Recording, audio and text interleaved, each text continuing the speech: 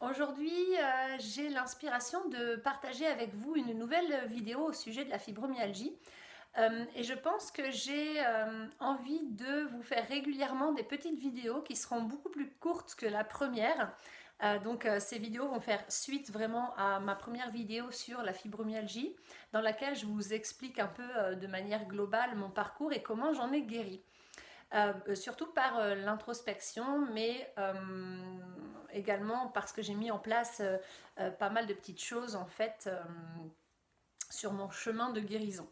Voilà, donc je pense que je vais faire une petite série de vidéos dans laquelle j'essaierai un petit peu d'approfondir chacun des points clés qui m'ont vraiment permis de me sortir de cet état maladif et de retrouver la sérénité, le bien-être physique, mais également émotionnel et mental, et de m'accomplir dans la vie sur pas mal de plans. Donc dans cette première vidéo, j'aimerais vous parler euh, de votre maladie comme d'un ami en fait qui vous veut du bien. Alors, je m'explique. Moi, quand j'étais fibromyalgique, je pense que vous aussi, et je pense que beaucoup de personnes malades, ça vaut pour toutes les maladies en fait. On a tendance à lutter contre cette part de nous qui fait mal. Donc on a tendance à lutter contre cette maladie. Donc soit c'est on dit cette saloperie de maladie, cette fichue, cette satanée. On lui donne plein de petits mots comme ça négatifs, plein de petits noms vraiment pas très sympathiques. On a tendance à la rejeter, donc on n'en veut pas. Donc en fait on est tout le temps en train d'essayer de lutter contre elle. On part en guerre contre cette maladie. Et en fait, je pense que ce n'est pas du tout la bonne façon de faire. Pourquoi? Je vous l'explique tout de suite. Moi, je l'ai vécu, hein, tout ce, on va dire, ce processus-là. C'est qu'au début, quand on m'a dit que j'avais une fibromyalgie, je pensais que c'était la faute de l'extérieur, que c'était la faute à pas de chance, que la vie, elle m'aimait pas, que j'avais dû prendre des poisons ou que je devais avoir été exposée à des poisons, etc. Et que forcément j'avais fait quelque chose de mal ou en tout cas j'étais passée quelque part où quelqu'un avait fait quelque chose de mal et j'avais attrapé cette maladie au hasard comme ça. Et elle s'était développée parce que vraiment j'avais pas de bol. Donc la cause était extérieure à moi. Et donc je luttais contre elle parce que je pensais que c'était comme je sais pas moi, par exemple, une boule de terre, d'un morceau de boue qui vient de l'extérieur, qu'on m'éclabousse avec, ça vient me coller à la peau. Et moi je luttais pour l'enlever, le décoller. Voilà, je voyais vraiment ma maladie comme ça, comme quelque chose qui venait de l'extérieur, que moi je n'étais responsable de rien, que ça m'arrivait dessus comme ça, que c'était vraiment pas de bol, même si je comprenais pas, je trouvais ça injuste, dégueulasse, vraiment, ou alors je me disais bah oui, je dois le mériter, etc. Je nourrissais vraiment des pensées assez malsaines à ce sujet-là. Et donc, je n'étais pas connectée à ma propre responsabilité. Et donc, je luttais contre cette maladie en me disant, ben, c'est une attaque qui vient de l'extérieur, donc il faut que je lutte contre, il faut que je parte en guerre contre elle et que je ne laisse pas cette attaque extérieure venir m'anéantir en fait, me toucher, me rendre malade et m'anéantir. Donc en soi, ça paraît être du bon sens, sauf que en fait, quand comme moi, on a traversé tout le processus et qu'on a guéri, on comprend que ce n'est pas du bon sens et que c'est tout le contraire de ce qu'il faut faire si on veut s'en sortir et guérir. Et que la fibromyalgie ne soit plus là en fait, qu'elle disparaisse. Ce qu'il faut faire, c'est au contraire, c'est l'accueillir et l'aimer et la remercier. Pourquoi? Je m'explique. En fait, la maladie, si on décortique le mot maladie, c'est le mal à dit. C'est le mal physique que je ressens me dit quelque chose sur moi, sur mon plan émotionnel, mon plan mental ou énergétique. C'est une part de moi, cette maladie, qui exprime une souffrance sur le plan affectif et émotionnel. Elle l'a exprimé, enfin mon être, mon corps, mon être tout entier, mon âme, etc. ont essayé de me le dire beaucoup plus gentiment. Peut-être d'abord j'ai fait des rêves, mais je ne les ai pas écoutés. Ensuite j'ai fait des cauchemars, mais je ne les ai pas écoutés. Puis j'ai commencé à être fatiguée tout le temps, mais je ne me suis pas écoutée. Je ne me suis pas reposée quand il fallait. J'ai peut-être commencé à avoir un peu mal au crâne. J'ai peut-être commencé à avoir un peu mal au ventre. J'ai peut-être commencé à avoir un peu mal dans mes bras. Mais j'ai pas écouté. Ou un peu mal dans mes jambes. Puis j'ai pas écouté. Je me suis dit, oh, c'est pas grave. J'ai mis de côté. Et j'ai foncé, tête baissée. J'ai continué à vivre exactement comme je vivais. Sans entendre ce message pourtant très important que mon âme à moi ou mon enfant intérieur, mon plan émotionnel, mon plan mental, essaye de me passer pour que je prenne conscience que quelque chose ne va pas chez moi sur le plan affectif et qu'il faut que je porte mon attention sur ce qui ne va pas pour pouvoir l'accueillir et m'en libérer pour que ça aille mieux. Voilà, pour me guérir. Et en fait, notre être fonctionne de manière globale. On a un corps, un plan physique, mais on a aussi un plan émotionnel, tout un panel d'émotions. On a un plan mental, donc des pensées avec un conscient, mais aussi un subconscient, c'est-à-dire une part de nous qui a cette capacité d'occulter, mais qui garde tout en mémoire. Et puis, on a aussi des plans énergétiques. Voilà, des corps subtils, des chakras. Et on fonctionne on est censé fonctionner de manière harmonieuse entre tous ces plans. Tous ces plans doivent normalement coopérer. Mais quand on est affecté sur le plan émotionnel, mental aussi, mais sur le plan émotionnel, pouf, notre être en globalité, dans sa globalité, va tenter de nous passer le message, de nous dire attention, il y a quelque chose qui ne va pas émotionnellement. Mais tu te le caches à toi-même. Et nous, on veut que tu prennes conscience de ça. Mais souvent, on ne l'écoute pas. Pourquoi? Parce qu'on vit dans une société dans laquelle nous-mêmes, depuis l'enfance, on n'est pas entendu quand on dit les choses calmement, quand on dit les choses à un level, à un niveau bas, léger, tranquille. On dit « Oh, maman, ça me fait du chagrin. Oh, c'est bon, arrête avec ça, j'ai pas le temps. Maman, j'ai vraiment du chagrin avec ça, je suis vraiment triste, ça me fait mal. Oh, arrête de faire ta petite sensible là. » Ce genre de choses, vous voyez? Maman, j'ai vraiment mal, je te dis, ah, mais vraiment, là, j'ai pas le temps de m'en occuper, tu m'agaces, hein. Et alors, qu'est-ce qu'on fait? On va tomber malade ou avoir un accident. Et là seulement, la maman, elle va se retourner vers nous, ou le papa, hein, c'est pareil. Là, je vous donne un exemple, mais nos parents, nos éducateurs vont alors se tourner vers nous et nous dire, bah alors, qu'est-ce qu'il y a? Qu'est-ce qui va pas? Donc nous, en fait, on aura appris que ça ne sert à rien de dire les choses tout doucement, au moment même où on commence à les ressentir, puisque on n'est pas entendu. Ça ne sert à rien de les dire un petit peu plus fort, puisque de toute façon, on ne sera pas entendu. Donc, bam, on va les dire directement, brutalement. On va rentrer dans l'art à un moment donné où ça se sera, on va dire, où ce sera monté en mayonnaise à l'intérieur de nous, et paf, c'est là qu'on va cracher le morceau. Et on va faire exactement la même chose avec nous-mêmes. On ne va pas écouter notre petite voix intérieure, notre intuition, qui, elle, c'est toujours ce qui est juste et bon pour nous, et qui tente de nous guider sur notre chemin de vie pour qu'on ait la vie la plus douce et tranquille possible et la plus heureuse et épanouie possible. Notre intuition, elle nous mène sur le chemin de l'accomplissement personnel sur tous les plans, de la réalisation de soi, la pleine réalisation de soi, la réalisation de nos rêves. Et au lieu de l'écouter, on va reproduire ce qu'on a fait avec nous, ce qu'on nous a appris quand on était enfant. On va pas l'écouter au début parce que on va pas lui donner d'importance. On va faire comme ce que nous, on a reçu. On va le reproduire avec soi-même. Et donc, cette intuition, à un moment donné, elle va nous envoyer un petit rêve ou un petit signal ou une rencontre ou des mots, une chanson, une musique, n'importe, quelque chose qui pourrait nous faire prendre conscience de ce qui ne va pas. Une émotion. Mais on ne va pas l'écouter, on ne va pas l'écouter, on ne va pas l'écouter. Et cette intuition-là, donc, ou cet enfant intérieur qu'on porte à l'intérieur de nous, eh ben, il va devoir crier. Et quelquefois, même quand il crie, on ne l'entend pas. Donc on commence à avoir des maux de tête, des insomnies, ou des troubles du sommeil, des problèmes digestifs, etc. Mais on ne va pas l'écouter. Encore une fois, on va essayer de cacher ça avec des médocs. Moi, ce n'est pas mon cas, mais il y a beaucoup de gens qui vont prendre un médicament pour cacher le symptôme. Donc en fait, on va tout faire pour faire taire ce message pourtant essentiel, pourtant très important. On va tout faire pour le faire taire. Et donc, il va devoir crier de plus en plus fort. Et c'est pour ça qu'on va tomber dans les maladies ou les accidents graves à répétition, enchaîner des graves problèmes de santé, etc. Et ça peut même nous conduire à la mort.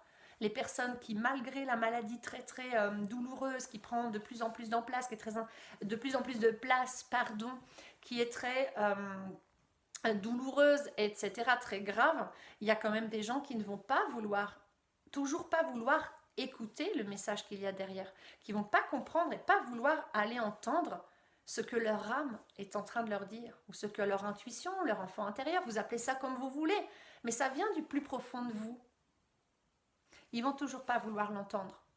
Souvent parce que inconsciemment ils ont peur d'aller voir ce qui se cache au fond d'eux. Parce que souvent c'est une blessure très profonde et très douloureuse qu'on a occultée, qu'on a refoulée à l'intérieur de nous parce qu'on n'avait pas envie de souffrir, parce qu'on avait envie de se sentir aimé et accepté des siens. Donc on l'a longtemps refoulée, et ce depuis l'enfance. Et donc c'est très difficile d'aller la recontacter, cette blessure. Mais pourtant elle nous appelle, elle veut venir à notre rencontre. Et donc quand notre corps nous fait mal, ou quand notre corps tombe malade, c'est une part de nous qui est en train d'essayer de nous aider. Je me répète parce que c'est super important. La fibromyalgie, comme beaucoup d'autres maladies, comme tout mal physique, est une part de nous-mêmes, notre intuition, notre âme, notre enfant intérieur. C'est une part de nous qui tente de nous aider, qui est en train de nous dire « Attention, ça va pas, ça va pas, ça va pas, tu vois pas que tu vas pas bien. Tu n'es pas sur ton chemin de vie, tu n'es pas sur la bonne voie. » Que ce soit sur le plan professionnel, personnel, familial, tout. Tu n'es pas sur ton chemin de réalisation de toi. Tu es à côté de la plaque. Et cette maladie, cette douleur, cette souffrance physique, elle nous invite justement à regarder ça, à l'écouter, à aller chercher ce qui ne va pas, autrement que dans notre corps. D'aller voir ce qui ne va pas, d'aller entendre cette blessure émotionnelle ou ces blessures émotionnelles, d'aller regarder notre personnalité, l'être construit qu'on est devenu, de prendre conscience qu'on s'est peut-être construit une vie qui ne correspond pas à nos attentes, à nous et à nos besoins et à nos rêves et aspirations, à nous, mais qui correspond aux attentes de nos parents peut-être, de notre famille et de la société. Cette souffrance, elle nous invite vraiment à nous introspecter, à partir à la rencontre de nous-mêmes, pour comprendre qui l'on est, pour comprendre où on en est rendu sur notre chemin de vie. Mais ce qui est sûr, c'est que plus ça fait mal, plus c'est difficile, plus il y a de symptômes, plus on vit dans la souffrance, dans la dépression, et plus c'est un indicateur qu'on ne s'écoute pas et qu'on n'est pas du tout sur le bon chemin, celui sur lequel on trouverait la sérénité, l'accomplissement, le bien-être sur tous les plans, le bonheur, la réalisation de soi et l'amour. Voilà, donc moi, une des clés fondamentales, je pense que je vais la classer en la clé numéro 1, la première clé vraiment pour avancer dans la guérison de la fibromyalgie, mais de toute autre maladie, c'est de commencer à aimer cette maladie au lieu de la haïr. Je vais vous dire aussi quelque chose, c'est que ça, c'est quelque chose que j'enseigne beaucoup dans tous mes accompagnements. On vit dans un monde, le vivant, c'est les lois universelles, il y en a 14. Ils fonctionnent autour de ces 14 lois. Une des principales lois universelles, un des principaux fonctionnements de l'univers, de la vie, c'est la loi d'attraction. Nous attirons à nous ce que nous émanons, ce que nous rayonnons, ce que nous vibrons. Et qu'est-ce qu'on vibre ? On vibre nos pensées, toutes les pensées qu'on nourrit sur soi, sur les autres, sur la vie, sur le monde. On vibre nos croyances, tout ce que l'on croit, les fausses vérités comme les vraies vérités que l'on nourrit à l'intérieur de nous. D'accord ? On attire à soi qui l'on est. nos émotions, etc. Donc si je suis persuadée, si je pense et que tous les jours je me dis oh, cette maladie elle est incurable, je guérirai jamais, je vais m'apporter et nourrir du désespoir, je vais perdre la foi et je vais attirer à moi des personnes, des situations, des lieux, etc. Tout un tas de choses qui vont venir me conforter dans cette vérité et qui vont surtout me faire souffrir. Puisque si je vibre qu'il n'y a plus d'espoir, de toute façon je guérirai jamais, ben, je ne vais pas trouver de solution. Je ne vais pas voir les solutions qui existent, puisque je ne nourris pas ça, je ne vibre pas ça. Donc je vais éloigner de moi les solutions. Si au contraire je commence à me dire, tout est incurable, je peux guérir, j'ai la foi, j'y crois. Et même si j'ai perdu la foi, je décide de croire que c'est guérissable, que rien n'est impossible, que tout se guérit. Et bien là, je vais commencer à attirer à moi des solutions. Je vais peut-être voir des flyers, une vidéo passée, un documentaire, le témoignage de quelqu'un. Je vais aller, je ne sais pas, rencontrer un médecin holistique ou un thérapeute d'une thérapie brève et puis je vais me rendre compte. Il va me dire quelque chose qui va faire clic-clic et qui va commencer à m'aider à guérir. Mais je vais attirer à moi des solutions. Si je crois en ma guérison, j'attire à moi ma guérison. Si je crois en ma non-guérison, si je crois que de toute façon bah, c'est la faute de la vie, que moi j'y suis pour rien et que bah voilà, je suis finie, quoi, je suis cramée, il n'y a plus d'espoir, et ben c'est ça que je vais attirer à moi. Et je vous le dis parce que j'ai traversé ces processus. Moi j'ai vraiment cru que ça venait de l'extérieur pendant des années. J'ai cherché des spécialistes qui avaient la pilule miracle. Et puis un jour j'ai compris que ça ne marchait pas comme ça. Ça ne marchait pas comme ça. Voilà. Et quand j'ai compris qu'en fait c'était une part de moi qui créait cette maladie pour me dire attention, ça va pas dans ta vie là. Tu es en train de te construire une vie qui ne te correspond pas du tout. Tu t'éloignes de tes rêves, tu t'éloignes de ce que tu es venu apporter au monde. Tu t'éloignes de ton chemin juste, du juste chemin pour toi. Ok ? Et bien là, je me suis dit, merde, en fait, c'est une part de moi qui cherche à m'aider. Et c'est vraiment ça, une maladie, et surtout la fibromyalgie, c'est une part de vous qui cherche à vous dire, qui vous aime en fait, qui tient à vous, et qui a envie que vous soyez heureuse, ou heureux dans la vie. Et donc, c'est une part de vous qui vous passe un message essentiel, important pour vous aider à aller mieux. Et ça, si vous l'intégrez, si vous le comprenez, vous allez pouvoir commencer à la remercier, cette maladie. C'est ce que moi j'ai fait et ça a changé la donne. En l'espace de quelques semaines, je n'avais presque plus de symptômes. 4 à 5 mois après cette découverte, je reprenais un travail de serveuse. Je n'avais plus mal nulle part et je dormais correctement. Je n'étais plus du tout fatiguée. J'avais retrouvé l'espoir, la motivation, la joie, la pleine santé physique. D'accord ? Parce que quoi ? Parce que d'abord, je me suis reconnectée à ma responsabilité, mais je ferai une autre vidéo à ce sujet. Mais parce que j'ai commencé à remercier tous les jours cette maladie et à l'aimer.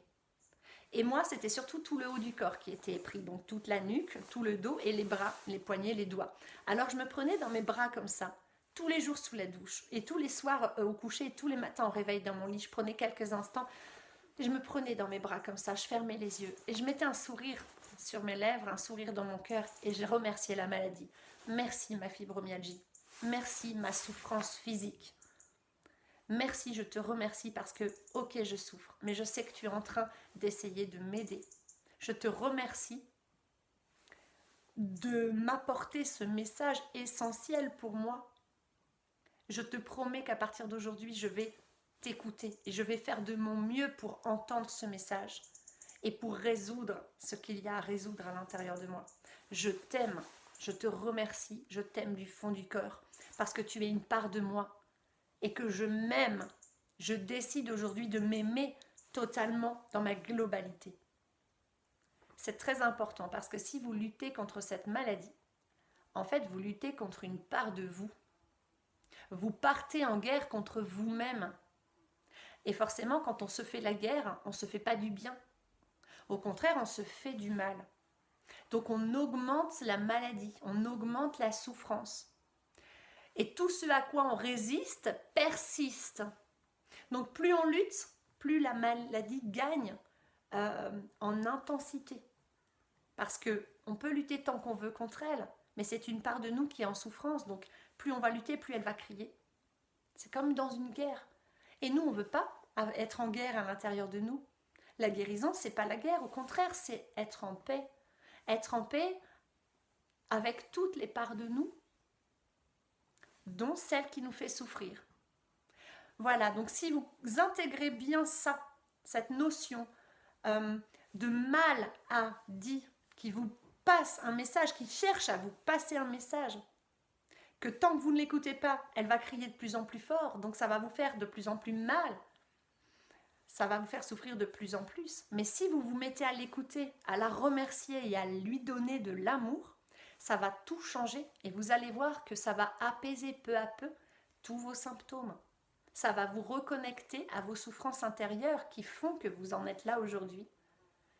Et vous allez ensuite pouvoir faire tout le processus d'aller les rencontrer pour les libérer et vous guérir. Voilà, donc j'espère que cette petite vidéo, elle vous aura apporté une clé précieuse que vous allez pouvoir utiliser. Alors, on dit que les cellules ont besoin de 21 jours pour intégrer de nouvelles informations. Donc, n'hésitez pas à tenter de faire ça de tous les jours, 3 fois par jour, matin, dans la journée et soir. Vous dire que vous vous aimez, remercier les parties de votre corps qui vous fait souffrir, leur envoyer de l'amour, vous reconnecter à elles et émettre l'intention d'être en paix avec elles et de commencer un nouveau partenariat vers une guérison totale. Si vous le faites plusieurs fois par jour pendant 21 jours, vous allez forcément ressentir des changements positifs dans votre vie.